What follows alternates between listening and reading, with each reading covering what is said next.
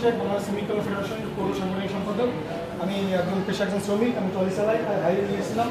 আমার ট্রলির সাথে অ্যাক্সিডেন্ট হয়েছে মোটরসাইকেলে, এই কারণে তার মাথায় ফ্র্যাকচার হয়েছে, অনেকখানি কেটে গেছে। এদিকে আসেন, তারপরে 4টি সেলাই লাগছে, 4টি সেলাই লাগছে, হাতে লাগছে, মানে এই হয়েছে। তার আমার তাৎক্ষণিকভাবে একটা আইজি দিচ্ছে, আমার আইজি দিচ্ছে, আমি নিয়ে আসছি। আমারে তারা বলার পরও আমি তাকে ইঞ্জেকশন দিচ্ছি, তারে আমি ইঞ্জেকশন আনে দেওয়ার পরও সে ওইখানে রেখে দিছে, মানে তার বক্সে রেখে দিছে। আমি তার কাছে পুরো সময় ছিলাম, তার কাছে জিজ্ঞেস করছি ইঞ্জেকশন দেওয়া হয়েছে, সে বলছে হ্যাঁ দেওয়া হয়েছে। ওই ডাক্তার এসে জিজ্ঞেস করেছে ওরা যে ইঞ্জেকশন লিখে দিচ্ছে সেটা দিচ্ছেন, উনি বলছে হ্যাঁ দিচ্ছি।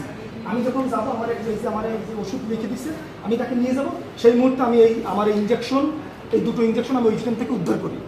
তাইলে আমরা এই স্বাধীন দেশে এই বাগেরহাট সদর হসপিটালের মতো এরকমের তারা যেই কাজটা করলো, সেন্সিটিভ বিষয়, সে একজন অসুস্থ রুগী, সেই কাজটা কেন করবো? আমরা এর সুষ্ঠু বিচার চাই এবং এই বিচার করতেই হবে।